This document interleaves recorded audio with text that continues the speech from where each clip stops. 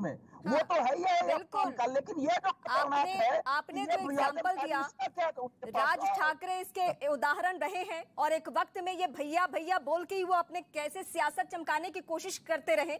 हालांकि मौजूदा वक्त में वो हाशिए पे जा चुके हैं, अंजाम उनको उनके सामने है। लेकिन मैं आम आदमी पार्टी से इस सवाल समझना चाहती हूँ कि ठीक है, आज मैं पंजाब के मसले को लेकर चरणजीत सिंह चन्नी के जरिए मैं कांग्रेस पार्टी से सवाल पूछ रही हूं, लेकिन आपके नेता अरविंद केजरीवाल ने भी इसी राजधानी दिल्ली में खड़े होकर यह कहा कि यूपी बिहार के लोग यहां पे यानी दिल्ली में इलाज कराने जब पहुंचते हैं तो अस्पतालों पे भार पड़ जाता है, परेशानी होती है। ये थॉट उनका भी रहा है। बिल्कुल नहीं, ये गलत है। ये एक फेक न्यूज बहुत टाइम से फैलाया जा रहा है। और अगर आप उनकी पूरी स्पीच कोविड के कारण एक प्रेस कॉन्फ्रेंस में मुख्यमंत्री जी ने कहा था कि क्योंकि देश की राजधानी है, इसमें जितने भी देश भर से आना चाहें, मैं अब आपका रुख करूंगी जी, उसके लिए हमें संसाधन भी चाहिए, हमें फेक न्यूज नहीं था उनका चाहिए, और दिल्ली सरकार और केंद्र सरकार साथ में मिलकर देश के सारे लोगों का ध्यान रखेगी। हमने कभी ये कहा कि उनका स्वागत यहाँ पे नहीं है, लेकिन आज जो चन्नी जी ने कहा, इसका संकेत साफ है कि वो बंटवारे की राजनीति करते हैं और केवल नफरत की राजनीति करना चाहते हैं। एक दिन पहले राहुल गांधी जी ने क्या कहा, आम आदमी पार्टी को टेररिस्ट बताया। आज प्रियंका गांधी उनके बगल में बैठ खड़ी है। कुमार विश्वास ने एक्सपोज कर दिया आम आदमी पार्टी को। केजरीवाल साहब उन्होंने स्पष्ट कर दिया कि कांग्रेस पार्टी के पास मैं आती हूँ, लेकिन ये सच्चाई है कोरोना के दौरान क्या हालात रहे और उसमें आम आदमी पार्टी की जो भूमिका थी या सीएम केजरीवाल ने जो फैसले लिए वो जनमानस के मन में किस तरीके से गया, ये सबको मालूम है। लेकिन फाजिल अहमद जो कि राजनीतिक विश्लेषक है और यूपी की सियासत पे खास पकड़ है, मैं आपसे मैं गढ़ियाल साहब आपके पास आती हूँ। खड़ियाल साहब मैं आपके पास आऊंगी। इस वक्त मैं फाजिल जी से बात करने जा रही हूँ। फाजिल जी, मुझे आपसे ये समझना है और सीधे सीधे ये समझना है कि प्रियंका गांधी एक तरफ तो यूपी में खूब सक्रिय हैं, वो उस तरीके से चाहती हैं, हालांकि बहुत कितनी बड़ी भूमिका होगी वो 10 तारीख को पता चल जाएगा, लेकिन वो पूरी तरीके से जनाधार जुटाने की बढ़ाने की कोशिश में है। लेकिन जब ये पंजाब जा रही हैं तो वहां जाने के बाद ये तालियां पिटती हैं, ठहाके लगाती हैं, जब यूपी बिहार वालों को गाली पड़े तो। बिल्कुल देखिए, अवधेश जी पत्रकार हैं, लेकिन जिस तरह से वो पंजाबियों को अफगानिस्तानी, खालिस्तानी, पाकिस्तानी एक लाइन में बोल देते हैं, ये बड़ा दुर्भाग्य है कि जब हमारे यहाँ भारत में चुनाव होता है नहीं पंजाब तो भारत की बात न करके पाकिस्तान, खालिस्तान और ये तमाम तरह की बातें जो जिसका जनता से कोई लेना देना नहीं है। जनता 5 साल का हिसाब किताब मांग रही है। और चन्नी जी, प्रियंका जी तो खुद यूपी से हैं। यदि यूपी के लोगों को गाली दिया या कोई बात कही तो प्रियंका जी तो खुद यूपी की हैं, वो कहीं पंजाब की थोड़ी है, वो यूपी की हैं। उनका जन्म स्थान, उनका ससुराल, उनका सब कुछ तो यूपी में है।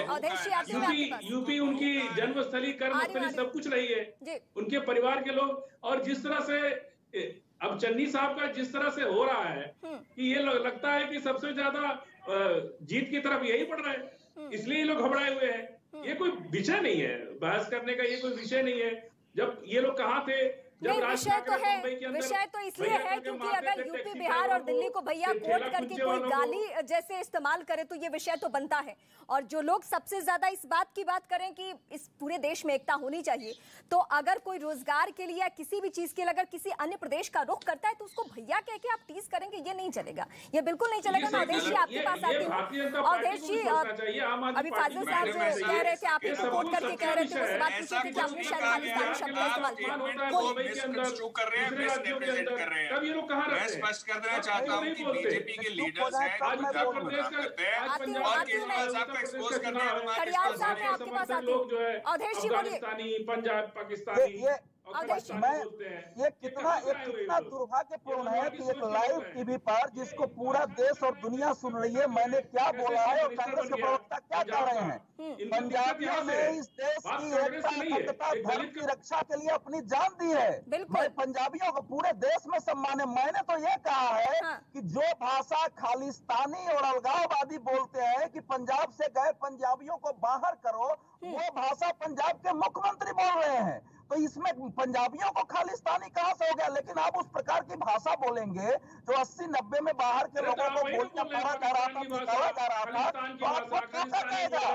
आपको क्षमा मांगनी चाहिए। मुझे तो हैरत है कि कांग्रेस पार्टी और कांग्रेस के प्रवक्ता ऐसे बीजेपी के प्रवक्ता ज्यादा लग रहे हैं। अवधेश जी, मैं इसी सवाल के साथ कांग्रेस पार्टी के पास जाती हूँ। खड़ियाल साहब, मुझे आपसे ये जानना है कि जो खालिस्तानियों की भाषा हो, जो अलगाववादी चाहते हो, जिस तरीके से वो चाहते हैं कि आपस में किसी की बने नहीं, एक दीवार हो जाए, वो भाषा एक मुख्यमंत्री की शोभा नहीं देती है। नंबर एक, मैं स्पष्ट कर देना चाहता हूं कि कांग्रेस पार्टी ने हर समय, हर वक्त, whenever it was required, UP और बिहार के लोगों की मदद की है। चाहे कोविड की जब पीक हुई थी तब उनका ट्रांसपोर्ट अरेंज किया, उनका खाना अरेंज किया, उनके सर पे छत अरेंज की, सर्विसेज अरेंज किया, और पंजाब में भी हमने ऐसा किया। और दूसरी बात, हरियाणा में इन्होंने बिल पास किया कि 70% रिजर्वेशन सिर्फ हरियाणा के रेजिडेंट्स को हो। यूपी और बिहार के लोगों ने सफर किया तब।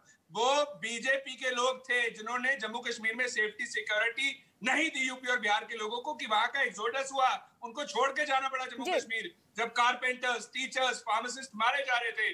और तीसरी बात मैडम, ये आज कुमार विश्वास साहब ने प्रेस कॉन्फ्रेंस बाइट में बड़ा क्लियर कर दिया है कि केजरीवाल साहब खालिस्तानी के साथ जो सपोर्टर्स हैं, उनके समर्थक हैं, उनके साथ बातचीत में थे 2017 में। वो एक अलग मुद्दा है, उसको तो हम आम आदमी पार्टी से सवाल पूछेंगे। ISI और रेफरेंडम की जब बातें चल रही थी तो केजरीवाल साहब कह रहे थे पंजाब अलग भी हो गया, एक कंट्री भी बन गया, तो कोई बात नहीं, मैं आजाद पंजाब का ये अलगाववादी